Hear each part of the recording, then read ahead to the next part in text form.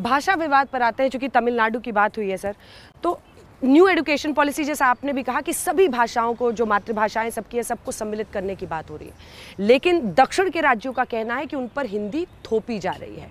अब दक्षिण का कोई बच्चा यहाँ आएगा, उसके लिए नए सिरे से हिंदी पढ़ना, उसमें एग्जाम देना एक प्रॉब्लम हो सकता है। यहाँ का कोई बच्चा वहाँ जाएगा, अगर उस पर स्थानीय भाषा थोपी जाएगी तो मुश्किल होगा। महाराष्ट्र में एक अलग लड़ाई छिड़ी हुई है भाषा विवाद पर बतौर शिक्षा। देखो, जमीन में कुछ और दिख रहा है अंजना जी, जमीन से कुछ और दिख रहा है, राजनीति कुछ और हो रही है। आपने कहा कि भाई वहाँ की भाषा सीखने में दिक्कत होगी, ऐसा नहीं है।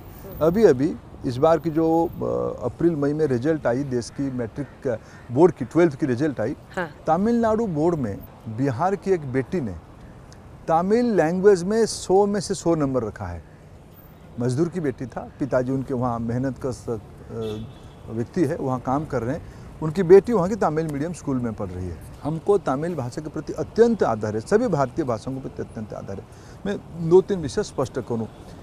राष्ट्रीय शिक्षा नीति NEP 2020 में हमने कहीं नहीं कहा है कि आपको कोई निर्दिष्ट भाषा को पढ़ना पड़ेगा।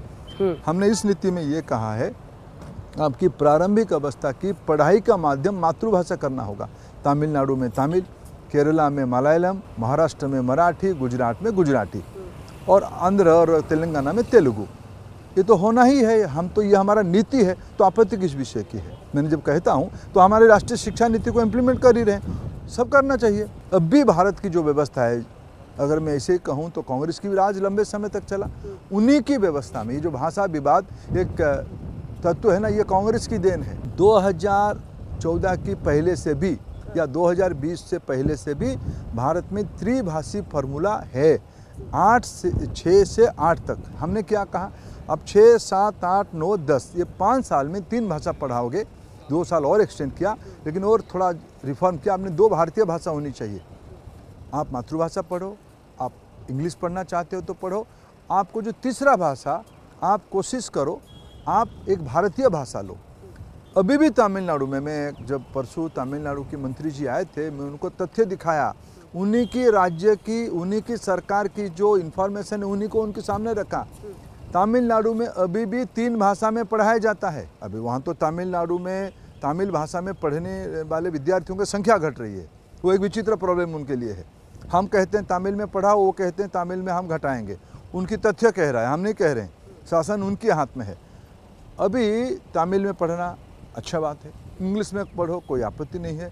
वहाँ तेलुगु में पढ़ाया जाता है, बहुत बढ़िया है। मलयालम में पढ़ाया जाता है, बहुत बढ़िया है। कन्नड़ में पढ़ाया जाता है, बहुत बढ़िया है। उर्दू में भी पढ़ाया जाता है, कोई आपत्ति नहीं। हमने तो नहीं कहा हिंदी में पढ़ाओ, कहीं नहीं कहा हिंदी में पढ़ाओ।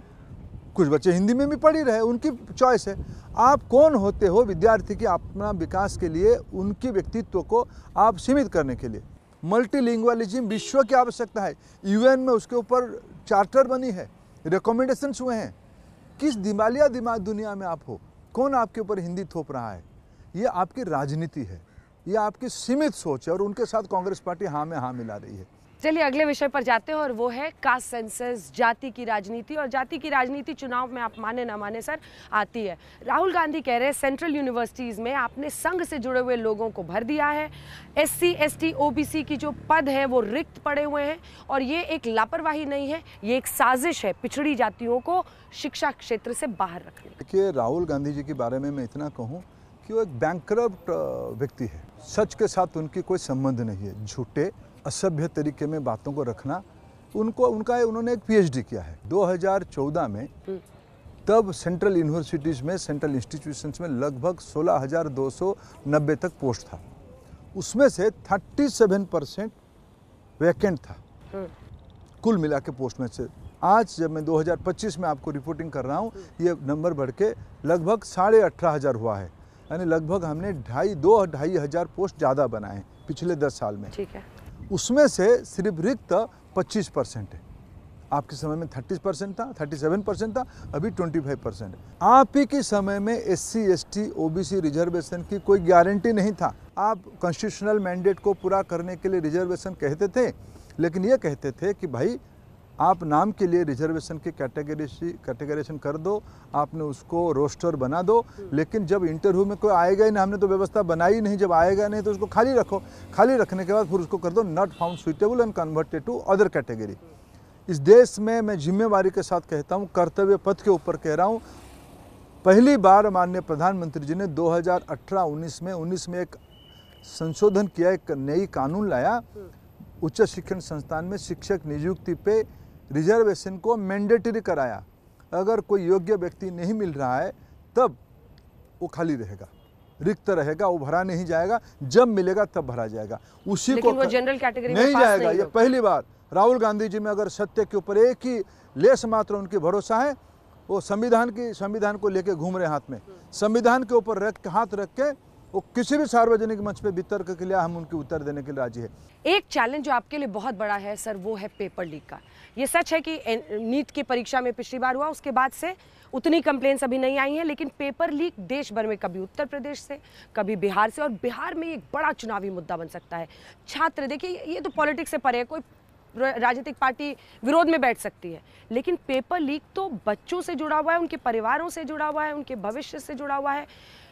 पेपर लीक के इस त्रासदी से आप देश को कैसे मुक्त कराएंगे? देखिए, ये एक अव्यवस्था है, उसको मैं स्वीकार करता हूँ। पिछले बार भी जब नीट की अव्यवस्था हुई थी, मैं मुंह छुपा के नहीं भागा था, मैंने उसके लिए जिम्मेवारी ली थी और उसको हमने सुधारा। कोई एक सूद की भी नहीं है, जीरो टॉलरेंस करना, उस प्रकार की फुल प्रूफ व्यवस्था हम नीतिक सुधार करके, प्रशासनिक व्यवस्था करके और टेक्नोलॉजी को उपयोग करके हम कई प्रकार की उपक्रम के माध्यम से, कई प्रकार की इनिशिएटिव के माध्यम से, फिर मैं आपको जिम्मेवारी कहूँ, उस अव्यवस्था को, आज अव्यवस्था कहीं कहीं है, उसको मैं स्वीकार नहीं कर रहा हूँ, उसको शून्य तक ले पहुँचाना ये हमारी दायित्व बनती है। ये आपका कमिटमेंट है? बिल्कुल, ये कमिटमेंट बिल्कुल, ये सरकार भागी नहीं सकता। छात्रों से जुड़ा हुआ एक और विषय है सर, झालावाड़ में एक स्कूल की छत गिर गई, 7 बच्चे।